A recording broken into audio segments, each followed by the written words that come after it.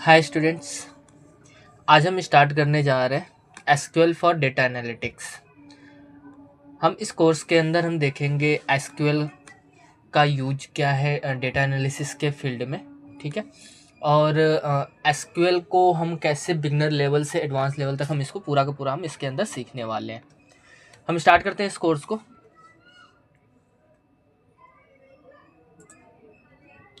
इस वीडियो के अंदर हम देखने वाले हैं कि क्या क्या टॉपिक्स हम देखने वाले हैं कि डेटा हमारा क्या होता है, what is data, what is a database, database क्या होता है, एसक्यूएल क्या है, और एसक्यूएल के ऊपर हमें काम करने के लिए जो इन्वायरमेंट का सेटअप है वो सारे सेटअप्स हम करके देखेंगे। और उसके बाद हम आगे अगले वीडियोज़ में हम अगले टॉपिक्स को कवर करेंगे।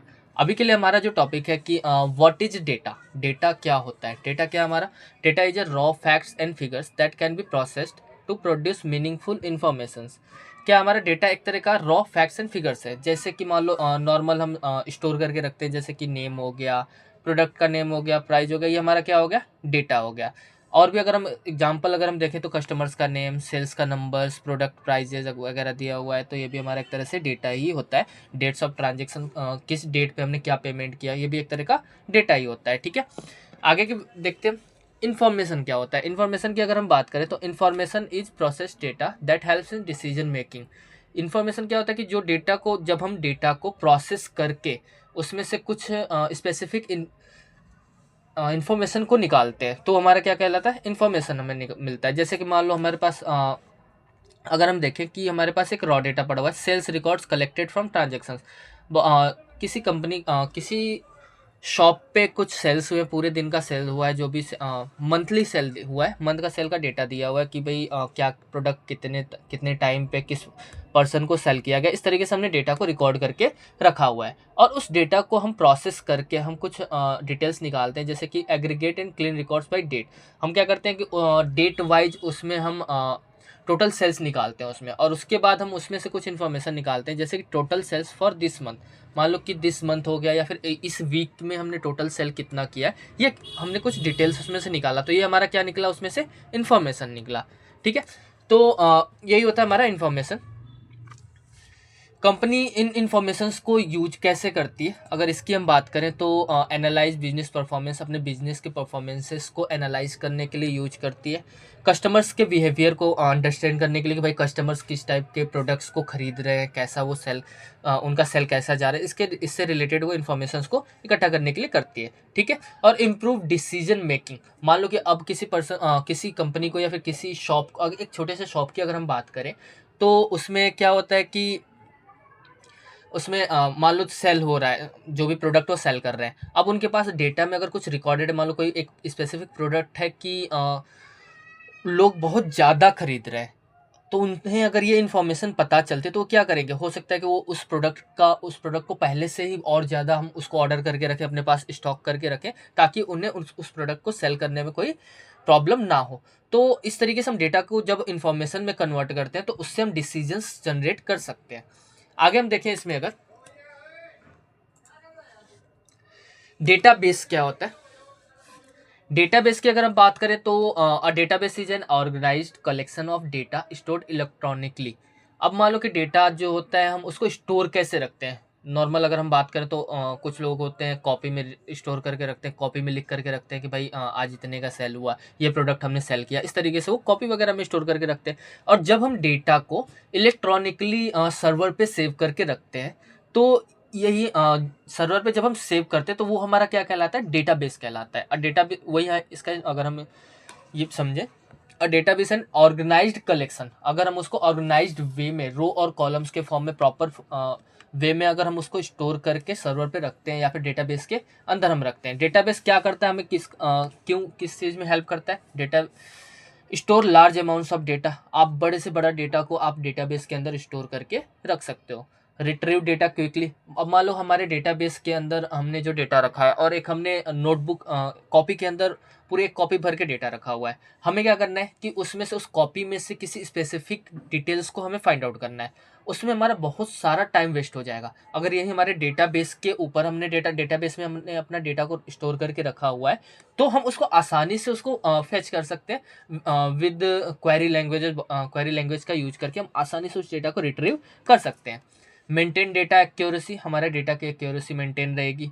मैनेज बिजनेस रिकॉर्ड्स, हमारे जितने भी बिजनेस रिकॉर्ड्स हैं उसको आसानी से हम उसमें मैनेज कर सकते हैं। अगर हम इसके एग्जांपल की बात करें तो बैंक सिस्टम्स, अब मान लो हम बैंक अकाउंट खुलवाते हैं, वहाँ पे जाते हैं, अपने पैसे जमा करते हैं, जो भी हम डिटेल्स सारा का सारा हमारा डेटाबेस पे स्टोर होता है, और हम जाते हैं अपना बस अकाउंट नंबर बताया हमने और आसानी से हम अपने अकाउंट से पैसे विड्रॉ कर पाते हैं। क्यों? क्योंकि जो डेटाबेस के अंदर हमारे अकाउंट की इन्फॉर्मेशन सेव है, उसको आसानी से जो बैंक पर्सन वहाँ पे बैठा होता है वो आसानी से उसको डिटेल्स को फाइंड आउट कर सकता है।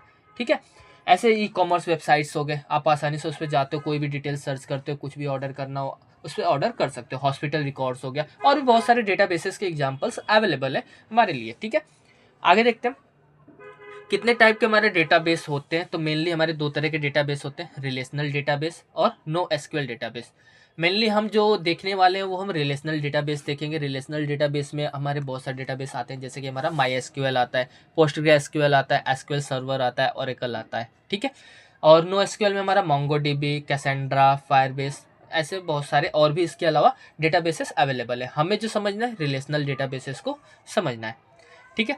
इसके अलावा हम आगे बढ़ते हैं। अब हम देखेंगे एसक्यूएल क्या है, व्हाट इज एसक्यूएल। तो SQL stands for standard query language. इसका हम फुल फॉर्म देखें, स्ट्रक्चर्ड क्वेरी लैंग्वेज।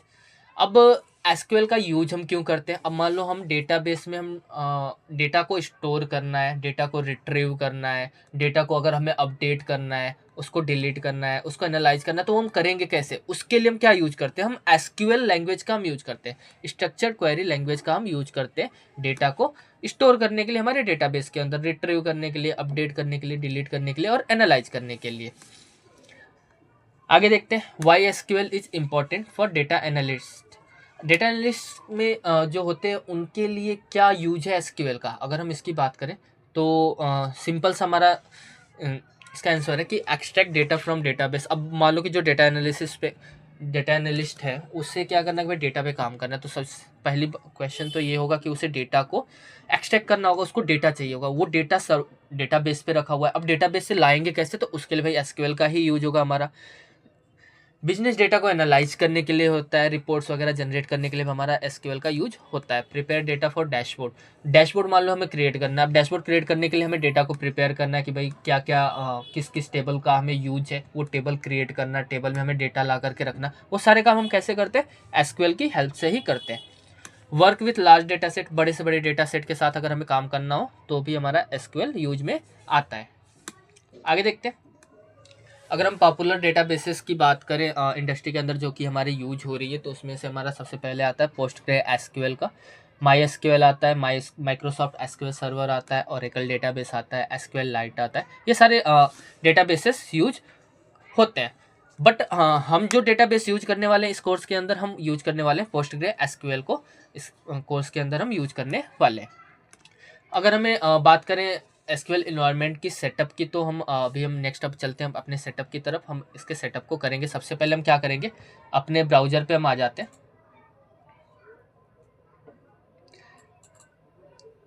ब्राउज़र हम ओपन कर लेते हैं यहाँ पे, और यहाँ पे आप जाओगे, ऑनलाइन सर्च करोगे पोस्टग्रे एसक्यूएल डाउनलोड। इसको हमने सर्च किया, यहाँ पे सर्च करोगे आप, आपका फर्स्ट वेबसाइट यहाँ पे मिल जाएगी, इस पर क्लिक करोगे। इस पर क्लिक करने के बाद यहाँ पे आप जाओगे, आपका ऑपरेटिंग सिस्टम क्या, अगर आप लिनक्स यूज़ कर रहे हो तो लिनक्स पे क्लिक कर सकते हो, मैक यूज़ कर रहे हो तो मैक पे, विंडोज़ यूज़ कर रहे हो तो विंडोज़ पे हम क्लिक करेंगे। हम अभी के लिए हम विंडोज़ यूज़ कर रहे हैं तो हम विंडोज़ पे क्लिक करेंगे और विंडोज़ के लिए डाउनलोड करेंगे। यहाँ पे ऑप्शन आपको मिलेगा डाउनलोड द इंस्टॉलर का, इस पर क्लिक करोगे। इस पर क्लिक करने के बाद यहाँ पे आपको बहुत सारे इसके वर्जन्स मिल जाएंगे। हमें जो लेटेस्ट वर्जन डाउनलोड करना है 18.3 वाला डाउनलोड करना है। इसमें हम आएंगे, हमें कौन सा करना है, लिनक्स का करना है, मैक का करना है, विंडोज़ का करना है। हमें विंडोज़ का करना है तो हम इस पर क्लिक करेंगे और ये थोड़ी ही देर में हमारा इंस्टॉलेशन डाउनलोड हमारा स्टार्ट हो जाएगा। ठीक है, थोड़ा सा टाइम लेगा और ये डाउनलोड हो जाएगा। हमने ऑलरेडी यहाँ पे डाउनलोड करके रखा हुआ है। इस पर हम आ जाते हैं फाइल फोल्डर के अंदर और इस पर हम डबल क्लिक करेंगे और इसको इंस्टॉल कर लेते हैं अपने सिस्टम के अंदर।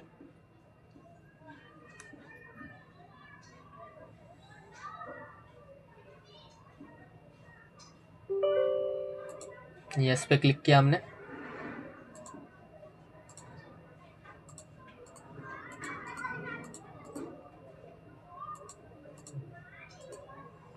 ये हमारा इंस्टॉलेशन स्टार्ट हो चुका है। अब थोड़ा सा टाइम लेगा इंस्टॉल होने में।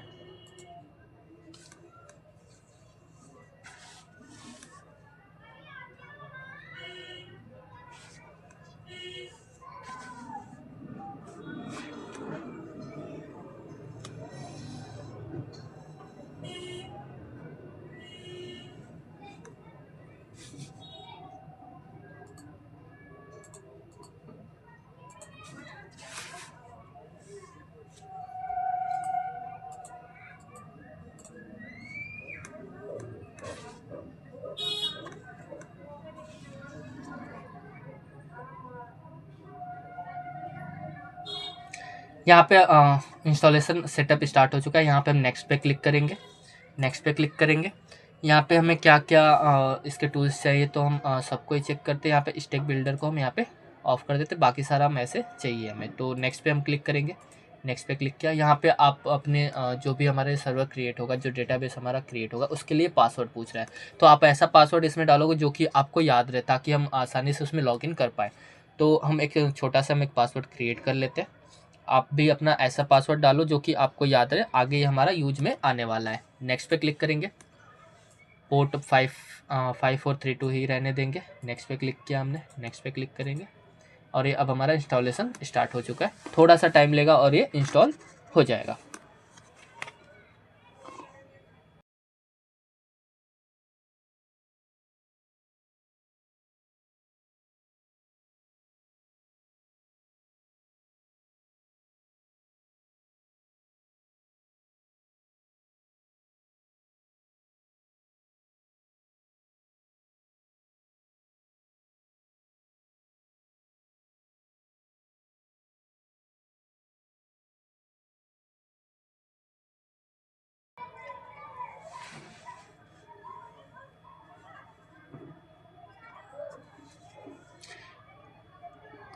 यहाँ पे हमारा पोस्टग्रे एसक्यूएल यहाँ पे इंस्टॉल हो चुका है। अब हम यहाँ पे फिनिश पे क्लिक करेंगे और हमारे सिस्टम में पोस्टग्रे एसक्यूएल इंस्टॉल हो चुका है।